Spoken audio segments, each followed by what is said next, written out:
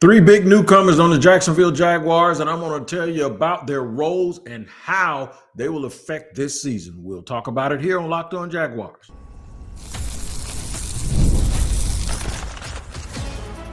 You are Locked On Jaguars, your daily Jacksonville Jaguars podcast. Part of the Locked On Podcast Network, your team every day. That is all fact. It is your team every day here on Locked On Jaguars. We thank you for making us your first listen. I'm Tony Wiggins, the host of the Locked On Jaguars podcast that you can find wherever you get your podcast, whether you watch or listen. We will be there. So make sure you tap in so you do not miss an episode like the one today, which is brought to you by Game Time. Download the Game Time app, create an account, and use the code Locked On NFL for $20 off your first purchase. Hello to the everydayers and hello to the newcomers. Hopefully I give you something to come back for and you can be an everydayer. So I'm going to tell you what we're going to talk about. We're going to talk about three players. We'll get right to it. Talk about three players that can be huge for the Jacksonville Jaguars. Now, but they're new people. And they're probably the three biggest free agents that they signed, right? But I'm going to get a little bit deeper than that. I'm going to explain why it's more than their presence is about more than their performance. Their presence is about more than their performance. In the third segment, we'll talk about Jourdan Lewis, and I think we'll mention the name Travis Hunter when it comes to Jourdan Lewis. In the middle of the show, we'll talk about Pat Mekari. I think we'll talk about all of the linemen when we mention Pat Mekari. And at the top of the show, we're going to start out with Dyami Brown. And we're going to mention Travis Hunter again. So here we go. Let's get to it. Don't bury the lead. Let's talk about it. Dyami Brown got $10 million over 1 year. Prior to the draft, Tony Baselli said that they expect them to have a big year for them. I agree with that. I had no idea that the Jaguars were going to take a player that they were going to put at the wide receiver position in the top five. I gave up on the Ted McMillan thing a while back, because I was trying to figure it all out. And when they I was like, they might go wide receiver if they get Travis Hunter, but he ain't going to fall to them. Did not know that they were going to move up to take Travis Hunter. Did that change my feelings about Dyami Brown? No, they did not. And I'll tell you why. And if my feelings had changed, by the way, when I went to minicamp, they changed back. I had a 13-year NFL vet stand next to me and say, "Who the hell is number 5?" I said, "Yeah, that's the receiver they signed for." He said, what's his deal? Damn. And this dude played corner. So that tells you that there's something about his movements, his athleticism, his fluidity, and the way that he was practicing that caught the attention of someone who knows. Therefore, if my mind had been off a little bit when it comes to him after they got Travis Hunter, it isn't anymore. But it never was. And the reason why is because Travis Hunter is going to play defense as well. Bingo, there you go. So now you can take this part of it, and you can also go to the Jourdan Lewis aspect. We're not talking segment 3 about him, but we're going to talk about Dyami first. Dyami Brown had the best year of his career in like the last 4 or 5 games of his last year in Washington. One of the teams that he did that against was a team coached on one side of the ball by Liam Cohen, and that's the Tampa Bay Buccaneers. He had a big game against Tampa Bay, and he was really one of the reasons why Tampa went home. I think Dyami Brown can have a similar impact here. Maybe not game after game. Maybe it's not all year, but when your number is called in a big game and in a critical situation, you're going to deliver. He's shown that he can do that. That's a big trait. I hope at some point this year they extend him when he's playing well. Don't let him hit free agency. I want him to get an extension. I'd love to see Dyami Brown get like a 4-year deal worth $36 million, right, to secure his future and to secure the Jaguars' future. How can you do that when he's wide receiver 3? Well, because you have 2 other guys that are on a rookie deal, and one of them is only a part-time offensive player. You see, I know Travis, we think Travis is Batman, right? But there's going to be times when Travis has to take a blow if he's playing, especially in big games, in big, good games. There's a time he's going to have to take him a little bit of a blow, man.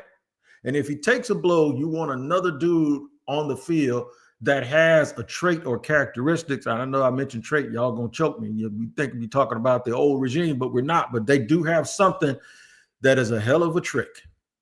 And that trick that he has, that man can fly and take the top off the defense. So when Travis Hunter, who we all believe is going to give us a lot of big plays on offense and defense, when he's taking a blow, or in another kind of scenario, we saw BTJ leave practice last week for a few minutes before he came back, and everybody held their breath. What if it's and we don't want anything like that to happen. We don't even speak it into existence. But this is the game, and this is something that you have. Things like that do happen. Like even if it's just for a play or two, just like it was just for a few minutes at practice. Can your offense remain explosive, and can you continue to do the things that you want to do? I think in the past, a lot of times what happened is they would build a team. They'd have one guy for this, one guy for that, one guy for this, one guy for that. And then when that guy got hurt, they had to switch everything that they were doing or try to go out and get a dude that had speed in free agency. Y'all get this way. The Jaguars, what they've done now is say, no. We're going to be fast on top of fast. The one thing that we're going to do is be able to make big plays, or at least to have the threat of making big plays. And Dyami Brown is going to be a huge part of that. Mark my word, there's going to be 3 or 4 games this year. He's going to be the leading receiver in either yards or catches or touchdowns or all 3. I'm a firm believer in that. I watched Tampa last year. I saw McMillan making plays. I saw Chris Godwin making plays. I saw, before he got hurt, I saw Mike Evans making plays, and Godwin also got hurt. You see the tight ends making plays, the running back, they're going to spread it around, and everyone's going to have a chance to make huge plays for the Jacksonville Jaguars, and I don't see why Dyami Brown cannot be one of those people. In fact, I expect him to be. I don't expect him to be their first, second, or possibly third leading receiver in any of those categories, but he'll have a few games where he does lead in 1, 2, or all 3 of those categories because of the nature of the way this offense is going to be played and the fact that he might spend just as much on the field as Travis Hunter, because watching Tampa's tape and just what I'm thinking about this team is, even though they're going to be multiple on offense, I think you're going to see a whole bunch of 3 wide receiver sets. And there's going to be time when there's 2 wide receiver sets and Brian Thomas Jr. or Travis won't be in the game, and Dyami will still give you the ability to get open and get down the field and make big, big plays. Pat Mekari is a huge addition on the offensive line. It's just not about his play. It is also his presence because of his versatility. We'll talk more about him in just a second here on Locked On Jaguars.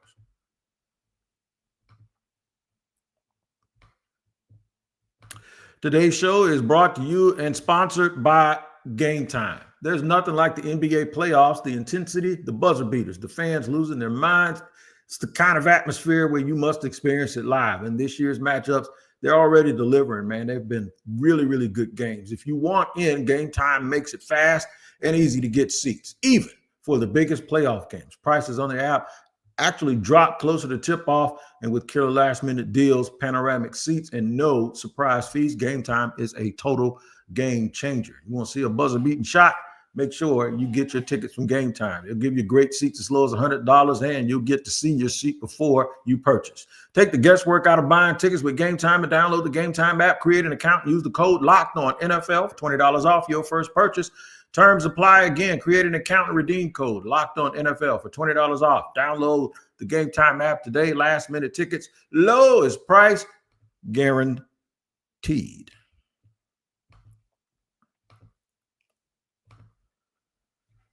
All right, we're running it down here on Locked On Jaguars, where it is your team every day. We thank you for making us your first listen. Let's get to our second big newcomer. That's Pat Mekari, or Patrick Mekari, or Mekari. I've heard it said both ways. I think I've heard more people in official capacity say Mekari. So we'll go with that. Versatile. Played 4 positions with the Baltimore Ravens. Ironically, the one position he did not play for the Ravens was right guard. But that is exactly where we have seen him lined up, even though the depth chart isn't official. I've been there at OTA. I've been there at minicamp. That's where he was. He was at right guard. I asked Sean Sterrett, the offensive line coach for the Jacksonville Jaguars, about Mekari and how he ended up at right guard, even though he had 0 snaps from right guard in all of his splits for the Ravens. He said it just ended up that way. So basically what I'm telling you is they wanted to get that talent into the building. And there's been multiple occasions where I've heard coaches say, when we watch the tape. So all of these people weren't just dudes who fell into free agency and the Jaguars go, okay, we need a guy at that position. Let's get him. No, they watched the tape and they have personal experience from playing against people. You heard Liam Cohen, maybe you didn't, talked about, he was talking about one of the players that they picked up just last week, Dennis Gardeck, right? Or Dennis Gardeck, the linebacker, special teams / pass rusher. He recounted how well the kid played against them when he was coaching with the Rams or the Bucks. He said, I remember that dude. He was active. It was somebody in our game plan that you absolutely had to prepare. He was one of the players that the coaches all said were gotta stop guys. So now you get a chance to get this dude at this juncture. There were some people saying stuff like, oh, well, it doesn't matter if he's available. No, these coaches have gone out and watched tape, and they have personal recollection of how hard guys were to play against. Mekari was one of them. And you heard coaches say when we played against him, he was always this and he was always that. I've heard multiple people say that. When we faced them, he was one of the dudes that was really, really super versatile. He did a lot of things, and we warned our linebackers that he was going to get to the second level and all that. So they targeted him. Now, as it works out, even though he didn't play right guard at all last year with the Ravens, they trust him. The fact that he's such a Swiss Army knife that he knows how to do all of those positions absolutely works in the Jaguars' favor in more ways than worrying about his own performance. Here's why. Because if you're deficient anywhere else depth-wise, right? What if your next best player plays right guard and that's his best position and somebody else goes down? Pat Mekari might be the only player that might move from his position that he starts from to go play somewhere else just so the team could be good. Just so the team can be good. Now, I do think the Jaguars, according to Sean Sterrett, he's comfortable rolling 10 guys out there to play. He says he's never been in a situation like that. So does that mean that this is the best offensive line he's had? Well, the one he had in Minnesota last year was pretty damn good, even after they lost Christian Darrisaw. What it tells me is he's saying is we have about 10 guys. There aren't that big of a difference between 1 and 10. Now, whether are they 10s, are they 9s, are they 8s, 7s, or 6s? But the thing is, what he's saying is whatever 5 we have to roll out, I'm comfortable rolling the next 5 out too. So they may not have an issue where if Ezra Cleveland goes down, they don't have the next best left guard that they can put in that situation. But I don't think that's the way they're looking at it. I think they want to get their 5 best players on the field at the same time. So what you have is a situation where whoever the player is that goes down, whoever the next man up, whether it be at his position or any other position outside of center, that's who's going to play. You ain't going to see Luke Fortner and Robert Hainsey, or well, you might see Jonah Monheim, because Jonah Monheim can play a whole bunch of spots too. They have a lot of versatility. But the Jaguars didn't just get versatility for having versatility's sake. And I think that's extremely important that we remember that, because Doug Peterson used to always say they wanted guys that they could flip around and cross-train, guys that could play everywhere. And I used to be like, why? Don't you just want people that are good at what they do? If they're good at what they do, they probably can play another position. So don't go get versatility for getting versatility's sake. Go get good. And good sometimes happens to be truly, truly versatile. I think they went and got Pat Mekari because they thought he was a good player. And the bonus that comes along with it is that Pat Mekari can play every position on the offensive line. Pat Mekari might be able to play fullback or tight end, man. He is, his feet, his athleticism, his intangibles, and his brain is wired in a way that not a lot of guys that play in the National Football League are wired. This might be the first time I've seen a dude take snaps at just about every position on that line. And he's the Jacksonville Jaguar. So it gives the Jaguars options. You could leave him at right guard if somebody gets banged up. Hell, what if you get down to your seventh offensive line? What if you get two guys missing? Now, if Mekari is one of those guys, that's a little bit of a problem, and you lose your advantage that you have, the one that I'm speaking of. But I actually believe that having him on this team, it's like having two extra starters, because it constantly allows you, like I said, outside of putting two centers on the field, it constantly allows you to put the next best player on the field, because Mekari might not be better at any position that he is at any other position. So having him is a serious convenience, because what if he's the same at all of them, and he's the best or the second best, but he's good at every single position? That means nobody's safe. Nobody's safe. You get hurt if the starting right tackle goes down, whoever that might be, they might not go to the backup right tackle. They might say, you know what, our Wyatt Milliam at right guard gives us a better chance, and we push Mekari out to right tackle. He gives us a better chance than, say, what if Chuma Edoga is the starter, right? And then he gets banged up and you have to replace him for a short period of time, or either a game or two.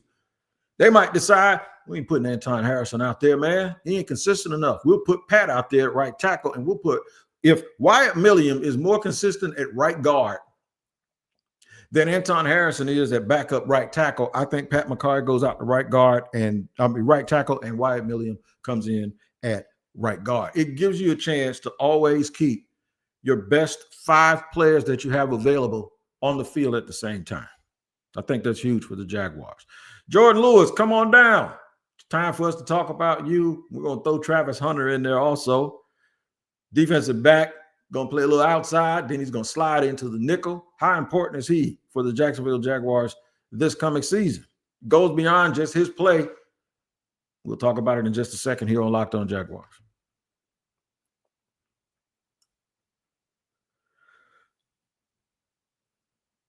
Jourdan Lewis, free agent corner out of the played for the Dallas Cowboys for his entire career, is now a Jacksonville Jaguar. The assumption is that when they got Jourdan Lewis, he was just going to flat out be their nickel. Looking at it now and listening to a friend of mine, Pete Prisco, told me a while back, he said, I think they might start Jourdan Lewis outside and then work him inside to the nickel. A lot of this hinges, it depends on how they use Travis Hunter and whether or not Travis Hunter is so good that they just can't keep him off the field. A lot of it also depends on game situations.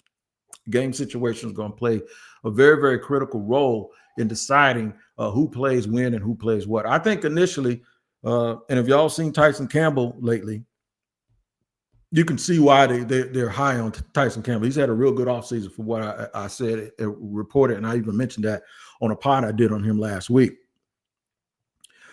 But adding Jourdan Lewis on the other side gives you the credibility that you kind of lacked here for like a year or so, right?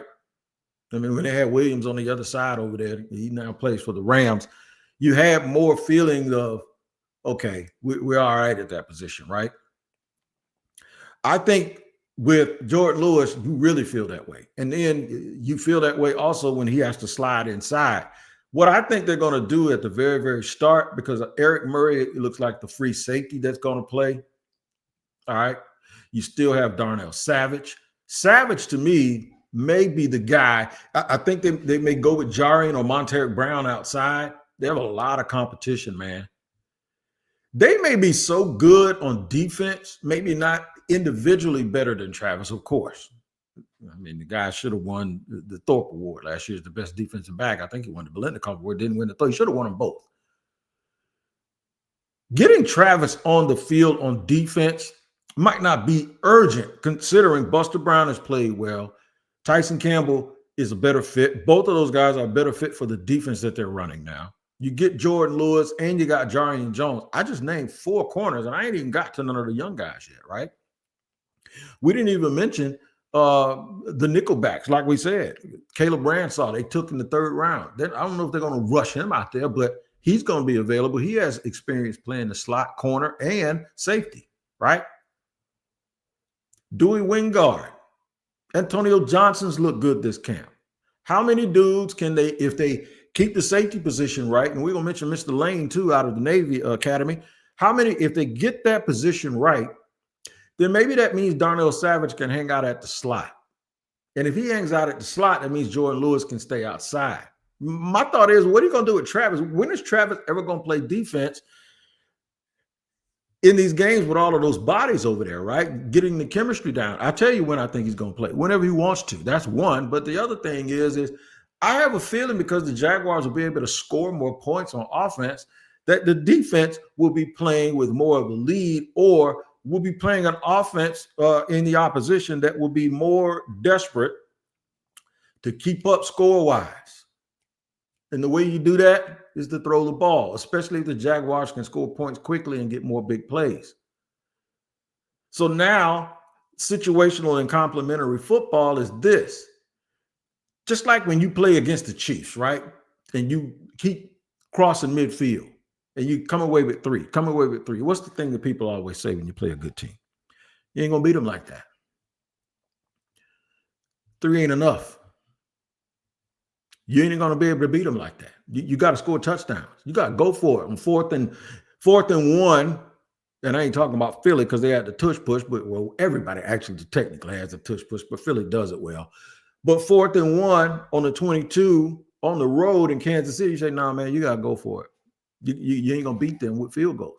That's a desperation because they are so good offensively and so good, period, especially in the clutch, that there's a fear that if you allow them to stay close, or that if you don't take advantage of the opportunities you get, you're going to lose because you're going to have every single thing go right to beat them. That's the stuff I'm talking about that teams do. Good teams cause you to sometimes overthink stuff because they're good and because of the expectation that you have. Too many times the Jaguars have been the overthinkers as opposed to being the team that causes people to overthink and have to knock them off their square, and they have to step outside of logic and try to do things to keep them in the game. A game that most of the time they ain't even losing when they make those decisions. You see them start chasing points because of who they're playing and who they are. And then the second that team starts to make good plays, you go, here they come. This is why we tried to do what we tried to do. It's almost like playing scared, but using common sense at the same time. Good teams force you to do that. At least teams that are really, really good on one side of the ball. And hopefully the Jaguars will be able to do that. In the past, the Jaguars offense, they were always trying to figure out if they were going to score any points. And the defense always had to come up with miracles in order for the offense to at least remain in games. I don't think that's going to happen this year. I think Jourdan Lewis is a big part of it. And I think who they are, if you watch how he plays, go watch his tape and watch the things that people say about him. He personifies who I think the Jaguars want to be on the back end. He absolutely does. Last year, Doug Peterson said the dude that he'd taken to a bar fight was Darnell Savage. They hadn't played a game yet. How do you know who he is or what he is if you watching tape? Okay, did you watch the same tape that Green Bay watched? Because they let him go. I don't think you know. I think that, and this ain't on Darnell Savage. This is, by the way, this is aimed towards Doug Peterson. I think that was wrong. That's what was wrong with that team. You assigned roles to people and you ain't have nothing to go on that you should have been assigning those roles to. Those things have to happen on their own.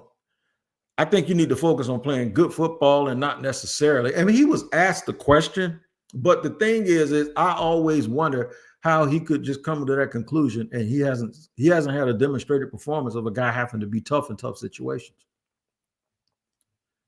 And I still didn't see it last year.